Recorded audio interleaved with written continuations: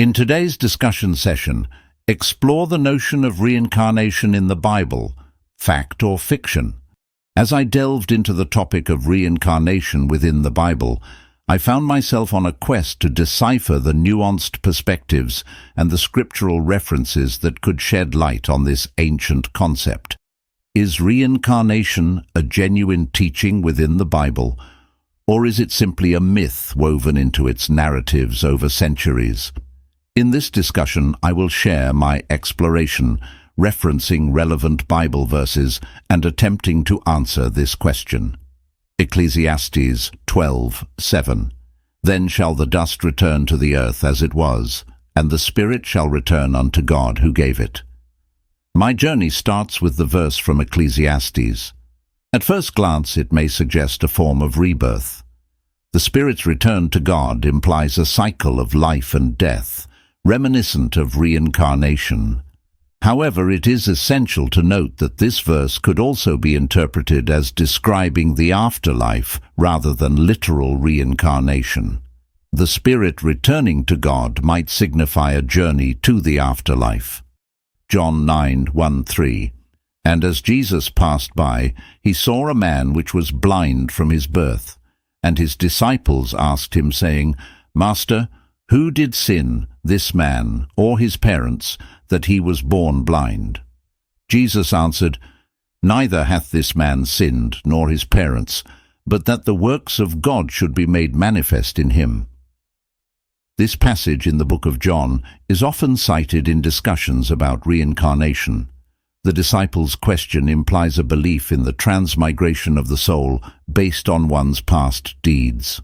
However, Jesus' response seems to reject this idea, suggesting that the man's blindness was not due to his or his parents' past life sins.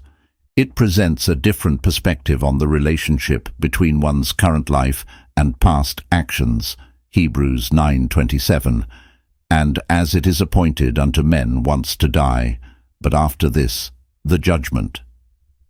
Hebrews 9:27 is often quoted to argue against the concept of reincarnation. The verse explicitly states that humans are appointed to die once, after which they face judgment. This appears to contradict the idea of multiple lives, characteristic of reincarnation. Matthew 11:14, And if ye will receive it, this is Elias, which was for to come. The mention of Elias, Elijah, in connection with John the Baptist, has been interpreted by some as a reference to reincarnation. It suggests that John the Baptist was a reincarnation of Elijah. However, this passage is complex, and scholars have debated its meaning. I want to let you know that this verse does not provide a definitive endorsement of reincarnation. Luke 16:19-31, the parable of the rich man and Lazarus. It tells the story of a rich man and a beggar named Lazarus, who both die and experience different fates in the afterlife. This parable has been interpreted in various ways, with some seeing it as supporting the idea of consequences in the afterlife for one's actions in this life, while others view it as a metaphorical teaching rather than a literal account. In my exploration of the Bible, it becomes apparent that the concept of reincarnation is not explicitly taught. While some verses and passages might be interpreted in ways that suggest reincarnation, they are often open to different interpretations. The Bible is a complex collection of texts written over centuries, encompassing diverse perspectives and theological views. It is essential to consider the historical and cultural context in which the Bible was written. Reincarnation was a belief held in various ancient cultures, including those surrounding the regions where biblical texts were composed. Therefore, some biblical passages may reflect the influence of these surrounding beliefs, even if the biblical authors did not explicitly endorse reincarnation. So, is reincarnation true or a myth according to the Bible? The answer remains enigmatic. The Bible's stance on reincarnation is ambiguous, and interpretations vary widely. Some argue for its existence based on specific verses, while others firmly reject it, citing different passages. Whether reincarnation is a fact or a myth, in the context of the Bible, is a matter of interpretation.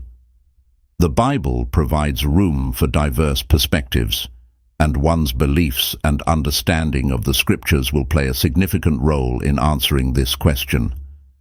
As I end this exploration, I'm left with one final question. Can a text as rich and diverse as the Bible ever offer a definitive answer to the complex concept of reincarnation? Or is it a topic destined to remain shrouded in mystery and open to interpretation?